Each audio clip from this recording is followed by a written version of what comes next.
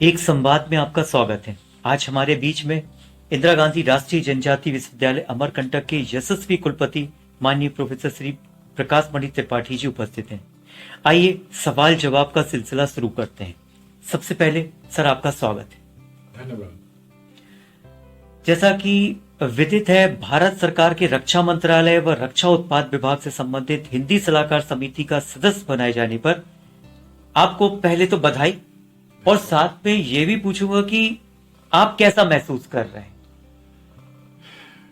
पहली बात तो ऐसी समितियों में स्थान मिलने पर अच्छे प्रसन्नता होती है, और दूसरी महत्वपूर्ण बात यह है कि इसके माध्यम से राष्ट्रभाषा हिंदी की सेवा करने का हमें और अवसर मिलेगा, जिसके चलते मैं हिंदी के लिए जितना संभव हो सकेगा, जैसी मेरी क्षमता है, मैं करूंगा।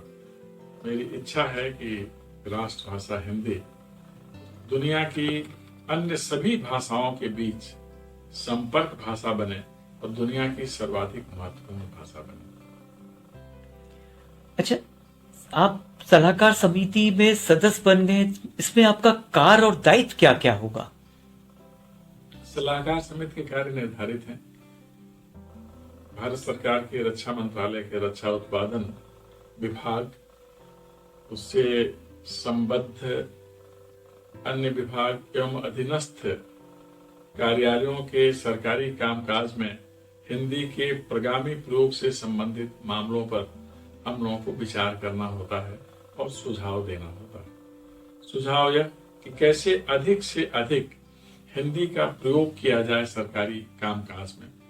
प्रयोग से ही कोई भाषा आगे बढ़ती है, उसका प्रभाव बढ़ता है और उसके प्रयोगकर्ताओं की संख्या क्रमशः बढ़ती चली जाती है। जिस भाषा के प्रयोगकर्ताओं की संख्या बहुत ज्यादा होती है, उसी सापेक्ष उस भाषा की महत्ता भी बढ़ती चली जाती है। हम लोगों का पूरा प्रयास होगा कि रक्षा उत्पादन से संबंधित जहां जहां भी सरकारी कामकाज हो रहा है, उसमें हिंदी का अधिकतम प्रयोग किया जाए। आज के दौर में तकनीकी क्षेत्रों में भी हिंदी के पर्याप्त शब्द हैं जिनसे काम चल सकता है। वैज्ञानिक शब्दावली में भी हिंदी की प्रचुरता है।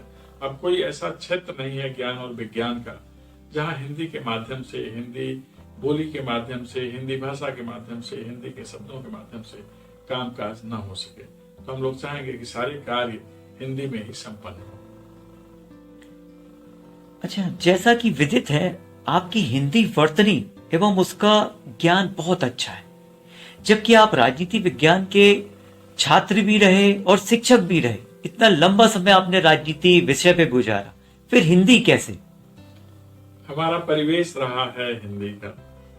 हमारे परिवार में आरंभिक दिनों में, जब मैं प्राथमिक पाठशाला में पढ़ता था, आप कह सकते हैं जब मैं प्राइमरी स्कूल का विद्यार्थी था, उस समय हमारे गांव में, जहां से मैं पढ़ा लिखा हूं, उदयपुर से, बहुधा रामचरितमानस का पाठ होता था, विशेषकर बरसात में। विद्यार्थी में जिज्ञासा बहुत होती है, उत्सुकता बहुत होती है, तो मैं सुनता था। बाद में जब मैं इंटरमीडिएट विद्यालय में देवरिया में रहा, तो हमारे पिताजी बहुधा कहा करते थे कि अच्छी हिंदी के लिए मानस का पारायण बहुत आवश्यक है। मैं मानस पढ़ता रहा। फिर जो माध्यम था हम लोगों के पठन पाठन का इंटरमीडिएट तक, वो हिंदी ही था। प्रयाग विश्वविद्यालय में जब मैं पढ़ने गया तो माध्यम अंग्रेजी हो गया, तो एक व्यतिक्रम हुआ। लेकिन हिंदी से मेरा लगाव कभी छूटा नहीं। छोटी छोटी रचनाएं मैं बाल्यावस्था से ही जब मैं पढ़ने लगा करता था, और हिंदी में, हिंदी के साहित्यकारों में, हिंदी की पुस्तकों में मेरी रुचि क्रमशः बढ़ती चली गई। इंटरमीडिएट तक मैं हिंदी के साथ साथ संस्कृत में भी रुचि रखता था, और हिंदी में अनिवार्य प्रश्न पत्र होता था संस्कृत का, वो भी पढ़ता था।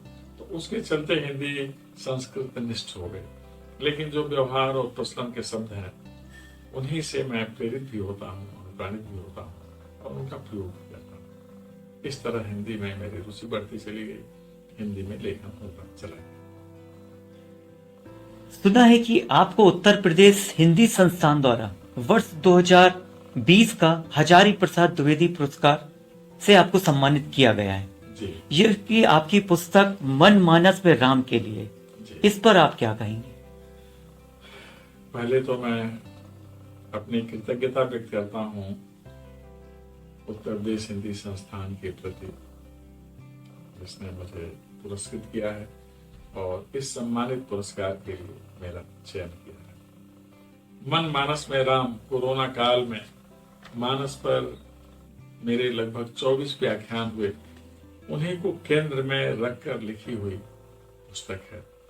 भगवान राम की यात्रा किस तरह से रही, हम लोगों ने जीवन में कहाँ कहाँ उनसे प्रेरित होकर के कार्य किया और कहाँ कहाँ भी बहुत सारे कार्य किए जाने हैं। राम हमें निरंतर अनुप्राणित करते हैं। हमारे यहाँ संबोधन में भी राम राम कहा जाता है। राम से यात्रा शुरू होती है और राम के साथ ही यात्रा पूर्ण होती है। हमारे जीवन में सर्वत्र राम ही राम है, इसलिए राम को मन में रखना, चिंतन में रखना, अपने साथ उस शब्द को लेकर के चलना एक बल प्रदान करता है, एक कवच के रूप में साथ रहता है। इसलिए मैं इस विषय में बहुत सोचता रहता हूँ और उसी सोच का प्रतिफल यह पुस्तक है। मुझे खुशी है इस बात की कि जो निर्णायक लोग थे उन्होंने इस पुस्तक को पसंद किया। मुझको लगता है कि इस पर हम एक पूरा प्रोग्राम करेंगे, तो विस्तार से चर्चा फिर कभी होगी। लेकिन हाँ, ये सुनने में भी आया है इसके पहले भी आपको गणेश शंकर विद्यार्थी पुरस्कार से भी सम्मानित किया गया है। जी, उत्तर प्रदेश हिंदी संस्थान ने इसके पहले मेरी एक पुस्तक राजनीति विज्ञान के नवीन पक्ष पर गणेश शंकर विद्यार्थी पुरस्कार से अलंकृत किया। यह पुस्तक राजनीति के क्षेत्र में मौलिक रचनाओं पर जो छात्रोपयोगी हो दिया जाता है, उसके लिए मेरा चयन हुआ। राजनीति विज्ञान के बहुत से पक्ष हैं, सामयिक भी हैं, भविष्य के लिए दिशा निर्देश तय करने वाले भी हैं और कुछ शाश्वत प्रश्न भी हैं राजनीति के। उन्हीं को ध्यान में रख करके मैंने यह पुस्तक लिखी और यह मेरे लिए प्रसन्नता की बात है। मैं कह सकता हूँ सौभाग्य है कि उस पुस्तक को भी उत्तर प्रदेश हिंदी संस्थान ने पुरस्कृत किया। अच्छा, आपके अंदर इतनी सकारात्मक शक्ति कैसे है? आप राम पे भी लिखते हैं, राजनीति विज्ञान पे भी लिखते हैं, बोलते तो खैर हम सभी सुन रहे हैं अभी, तो ये सकारात्मकता आपके अंदर ये कहाँ से आती है एनर्जी?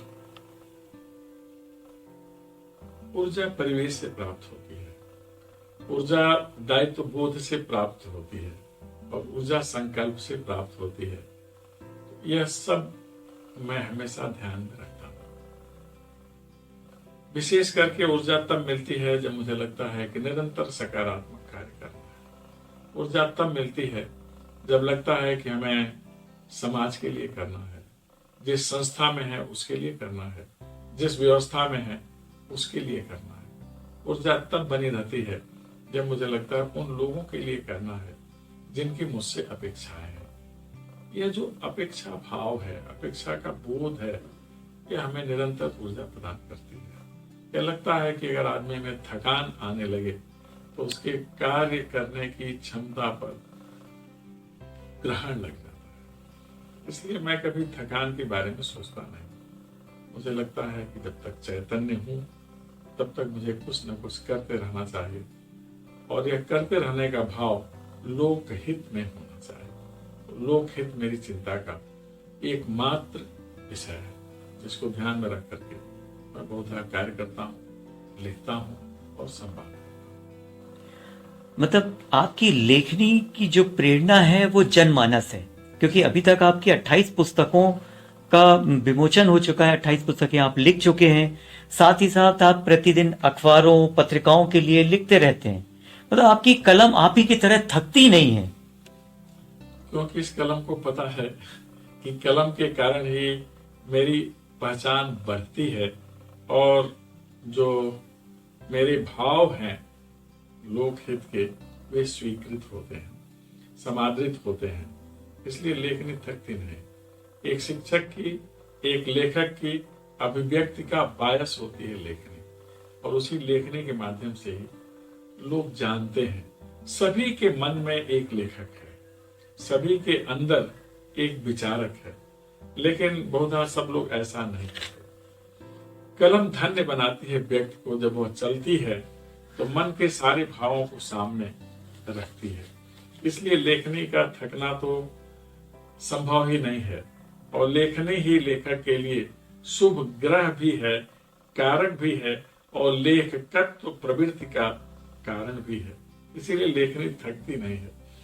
मुझे बहुत कुछ बोलना भी होता है, जहां से लोगों की अपेक्षा होती है कि मेरे लिए लेख चाहिए, वहां लिखना भी होता है।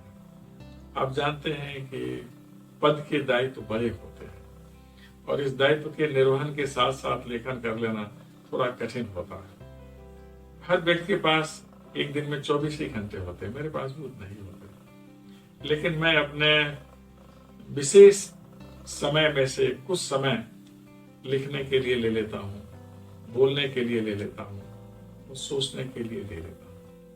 उसी में मेरी लेखनी मेरी मदद करती है, और लेखनी के सहयोग के कारण ही मैं आज जहाँ हूँ आप मुझसे प्रश्न कर रहे हैं। एक संवाद में आज का आखिरी सवाल कि आपका इस समय कार्य क्षेत्र रेवा खंड है, आप वहाँ कुलपति हैं जनजाति विश्वविद्यालय के, भारत का एकमात्र पहला विश्वविद्यालय।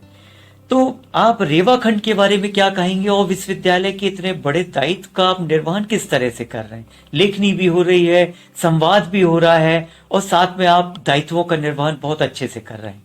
स्कंद पुराण में रेवा खंड के बारे में विस्तृत चर्चा है, और आप सभी ने सनातन व्यवस्था में सत्यनारायण की कथा जरूर सुनी। सत्यनारायण की कथा स्कंद पुराण में इसी रेवा खंड को केंद्रित करके कहा गया है। रेवा खंड ऊर्जा का क्षेत्र है। रेवा मां नर्मदा का क्षेत्र है, जिन्हें शिव तनिया कहा जाता है। अमरकंठ शिव यही है। मां नर्मदा एक ऐसी नदी है जिनका दर्शन किया जाता है, जिनकी परिक्रमा की जाती है। ऊर्जा से परिपूर्ण, जो निरंतर सौभाग्य का आशीर्वाद देती है और महिलाओं को सुहाग का आशीर्वाद देती है। ऐसी नदी दुनिया में कहीं नहीं। यह पूरा क्षेत्र ही रेवा खंड, जो मां नर्मदा का खंड है, ऊर्जा से परिपूर्ण है। यहाँ आने पर आप बाहर से अगर आ रहे हैं तो अचानक आपको लगेगा, जैसे इस क्षेत्र में प्रवेश करेंगे, कि आपके शरीर में ऊर्जा की एक नई लहर आ गई है। इसलिए स्पंदन का क्षेत्र है, जिसे हम रेवा खंड कहते हैं, जहाँ प्रचुर मात्रा में वनौषधियां हैं, वनोपज है, कंद मूल है, सूखे फल हैं, अद्भुत फल हैं। इस क्षेत्र में हम लोग काशी क्षेत्र के हैं, और काशी में जो संबोधन चलता है वहाँ हर हर गंगे संबोधन चलता है। पहले शिव फिर माँ गंगा। यह वह क्षेत्र है जहाँ नर्मदे हर चलता है। पहले माँ नर्मदा फिर प्रभु शिव। ये महत्व है। नर्मदा क्षेत्र में जो शिवलिंग निकलते हैं, मनुष्य तो मनुष्य, जो शिवलिंग निकलते हैं वह स्वतः प्राण प्रतिष्ठित होते हैं। दुनिया के किसी भी मंदिर में उनको स्थापित करिए तो उसके लिए प्राण प्रतिष्ठा की जरूरत नहीं पड़ती, तो स्वतः प्राण प्रतिष्ठित होते हैं। यह इस क्षेत्र का महत्व है। तो इस क्षेत्र में कुलपति पद के दायित्व का निर्वहन तो बहुत सहज हो जाता है, क्योंकि माँ नर्मदा का आशीर्वाद मिलता रहता है। माँ नर्मदा की छत्र छाया में उनके आशीर्वाद से अभिसिंचित व्यक्ति हमेशा शुभ करे, यही भाव सबके मन में होना चाहिए। वही भाव लेकर मैं भी यहाँ पर हूँ कि मैं केवल शुभ कार्य करूँ, सबके लिए अच्छा कार्य करूँ और बिना थके कार्य करूँ। मेरा दायित्व अपने पद के प्रति, अपनी संस्था के प्रति, उन लोगों के प्रति जिनके कारण मैं यहाँ आया हूँ, समाज के प्रति और राष्ट्र के प्रति हो, यही मैं रखता भी हूँ। मां नर्मदा से निरंतर प्रार्थना करता हूँ कि मैं अपने दायित्वों के निर्वहन में सफल रहूं। नर्मदे हर के साथ आपको बहुत बहुत शुभकामनाएं, और मैं ये कहना चाहूंगा कि आपकी लेखनी एक सुपरिचित हस्ताक्षर बन चुकी है, और आप अपने कार्य में लगातार आगे बढ़े। हमारी पूरी टीम की आपको इस तरह की शुभकामनाएं। इसके साथ ही नर्मदे हर।